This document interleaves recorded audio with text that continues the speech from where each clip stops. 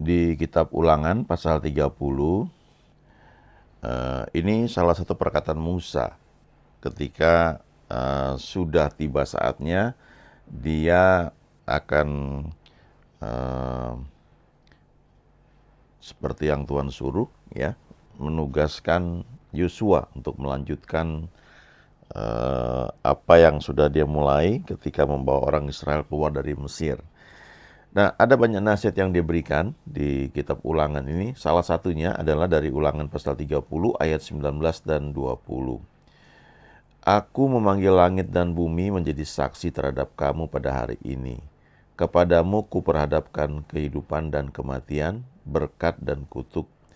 Pilihlah kehidupan supaya engkau hidup, baik engkau maupun keturunanmu. Dengan mengasihi Tuhan Allahmu, mendengarkan suaranya, dan berpaut padanya. Sebab hal itu berarti hidupmu dan lanjut umurmu untuk tinggal di tanah yang dijanjikan Tuhan dengan sumpah kepada nenek moyangmu, yakni kepada Abraham, Ishak dan Yakub, untuk memberikannya kepada mereka. Ada seorang hamba Tuhan yang bagikan salah satu ayat ini, ya, bagaimana dia bilang ini kehidupan itu seperti kita menghadapi ujian, ya. Kalau ujian kan di sekolah atau waktu kita kuliah itu kan ada yang sifatnya esai, ya, apalagi ujian misalnya pelajaran-pelajaran teknik, ya, kita harus menghitung suatu soal lalu dapat jawabannya, lalu kita mesti tunjukkan cara mendapatkan jawaban itu, ya, jalannya seperti apa. Tapi ada juga ujian yang bentuknya multiple choice, ya, jadi pilihan berganda.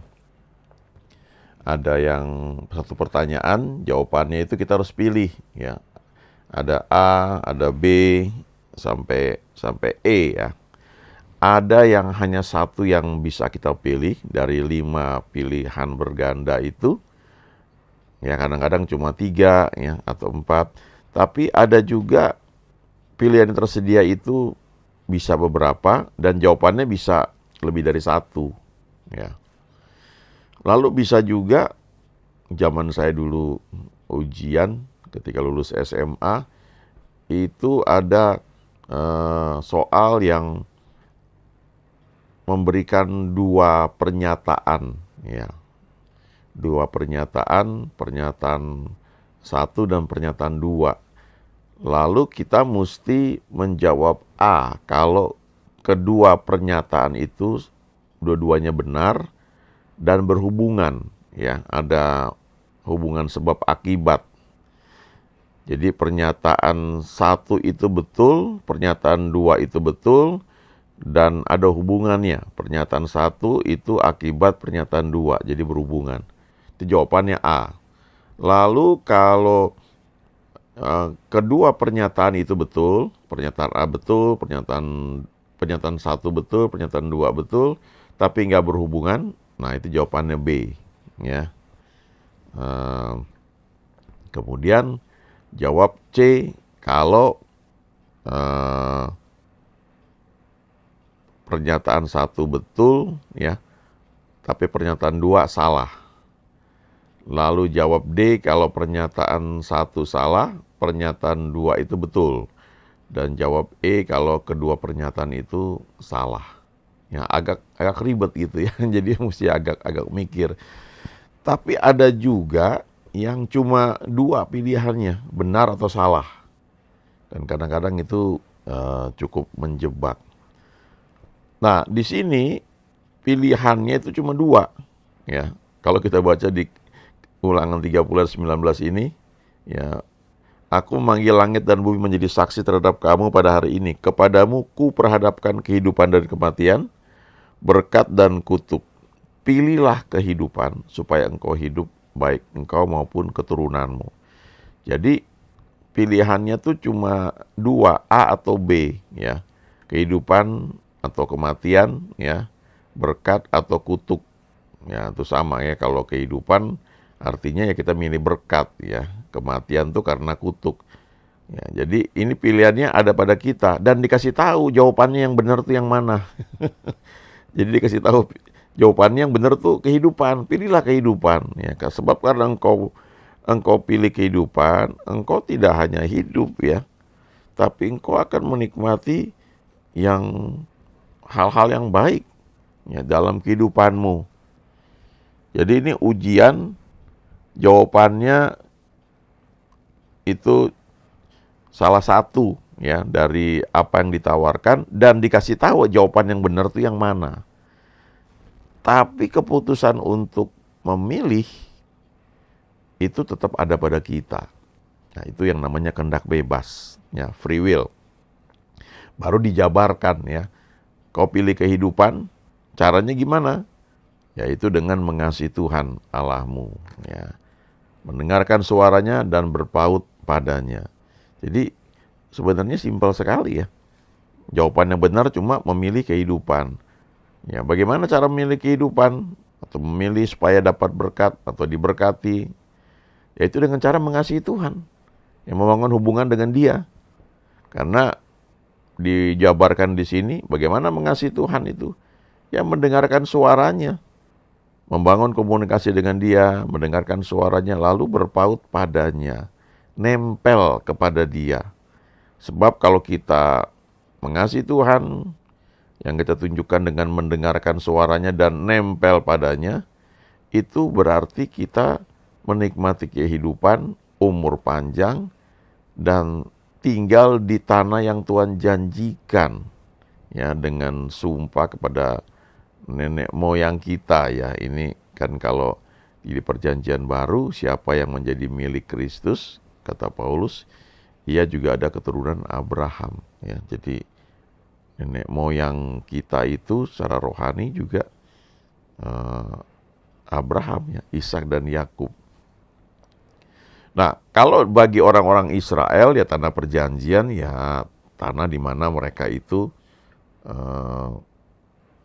menikmati apa yang Tuhan janjikan ya, tanah Kanaan. Tapi kalau Alkitab ini kan dipakai untuk mengajarkan kita untuk hidup di zaman sekarang juga. Nah, jadi kalau tanah perjanjian bagi kita itu adalah kehidupan di dunia ini, pekerjaan baik yang Tuhan sediakan buat kita masing-masing, ya itu bisa beda-beda, tetapi itu pekerjaan atau tugas yang memang kita dipanggil untuk itu dan kita menikmatinya. Ya di pelayanan atau di gereja itu juga masing-masing orang punya calling, ya, punya panggilan.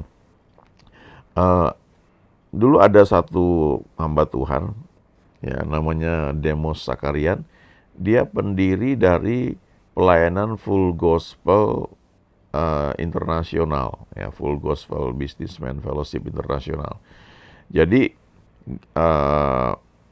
gereja itu kan organisasi yang memiliki legalitas ya untuk ada di muka bumi ini, sehingga dia tidak hanya secara rohani tetapi secara legal ya ada kekuatan hukumnya ya, punya aset, punya aturan dan segala macam ya.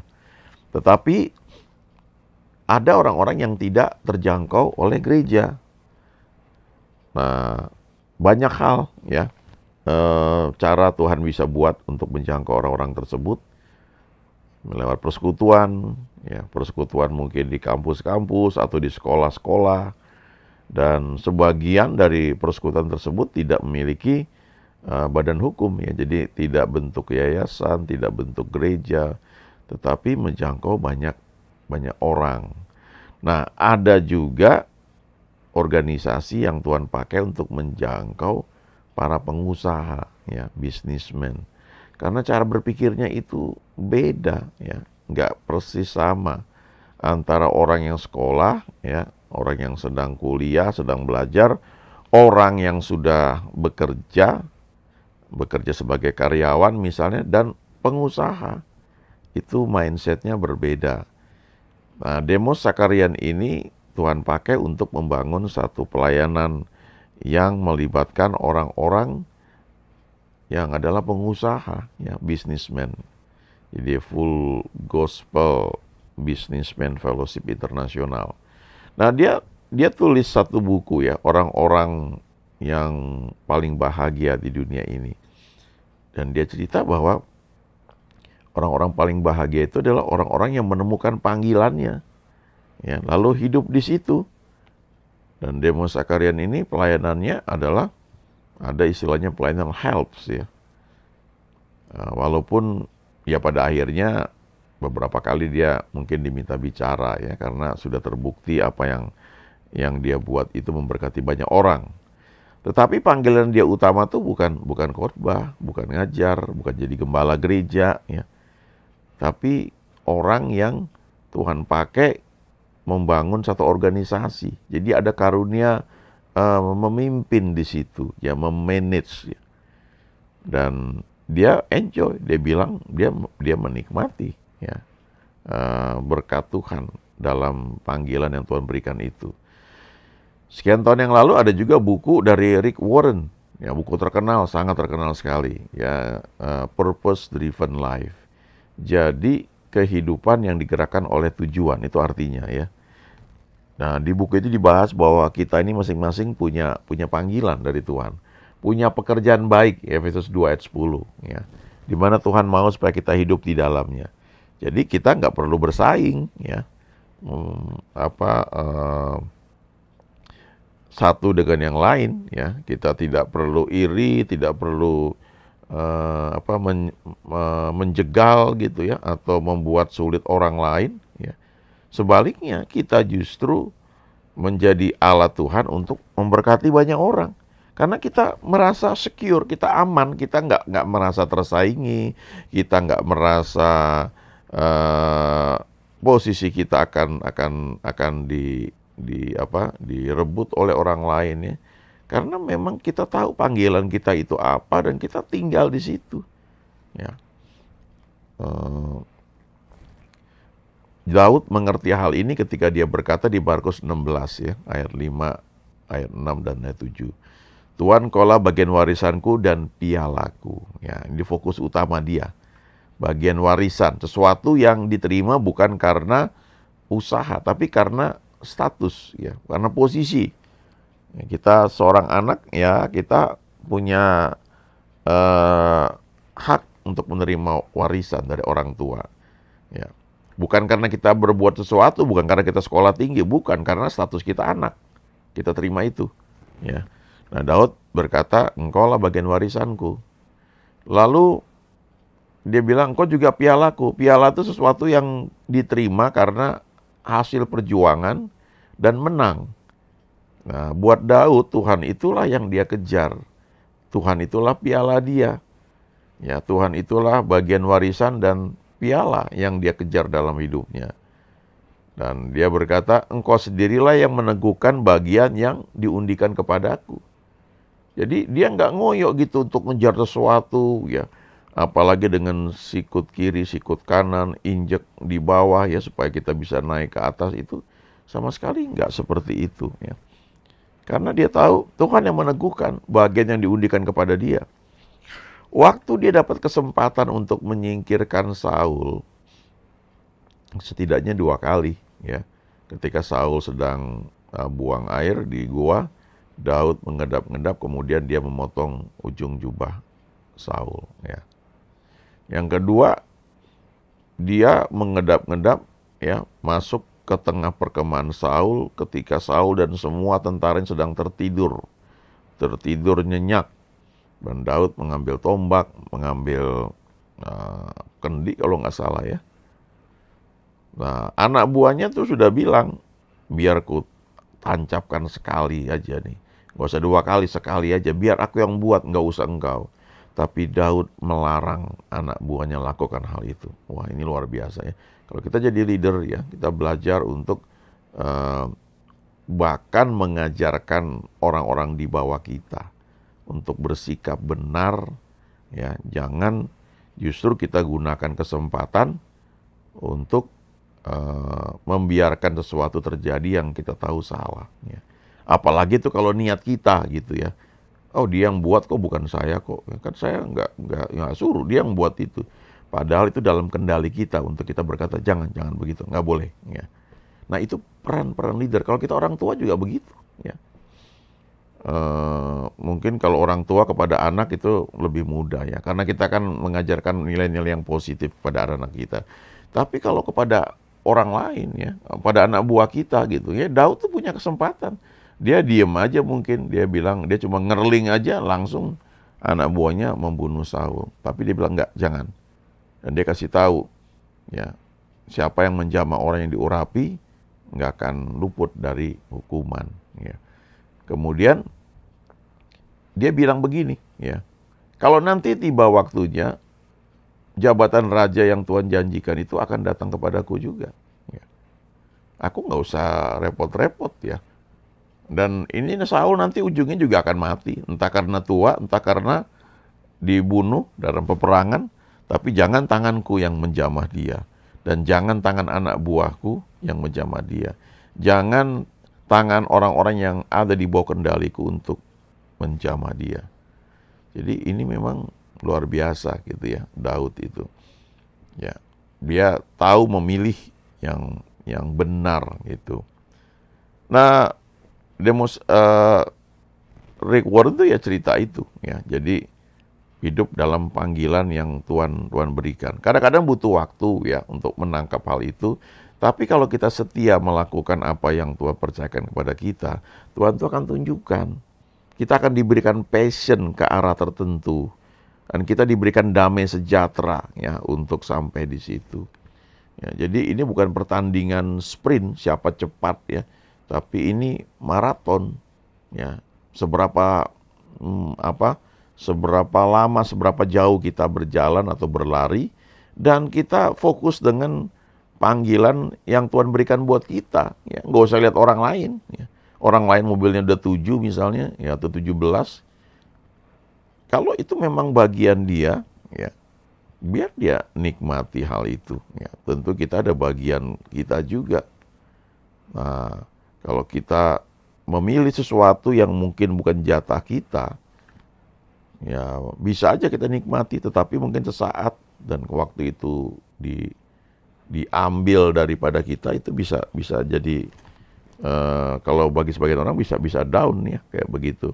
Tapi orang yang belajar untuk menjadikan Tuhan menjadi pialanya ya, milik pusakanya, menjadi bagian warisan, maka orang-orang seperti itu merasakan keteduhan senantiasa, karena fokusnya itu kepada Tuhan. Engkaulah bagian warisanku dan pialaku. Engkau sendiri yang meneguhkan bagian yang diundikan kepadaku. Tali pengukur jatuh bagiku di tempat-tempat yang permai, milik pusakaku menyenangkan hatiku. Yang Tuhan pilih buat kita masing-masing itu yang paling baik, paling cocok, paling pas ya.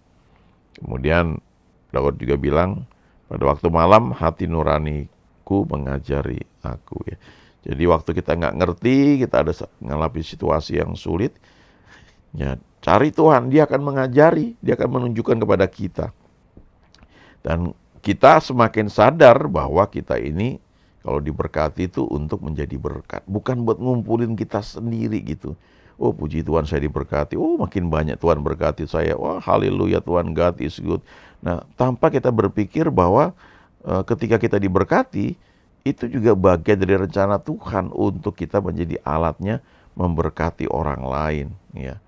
Jadi ketika kita dipakai Tuhan memberkati orang lain pun, kita nggak merasa hebat ya, kita merasa Tuhanlah yang pakai kita.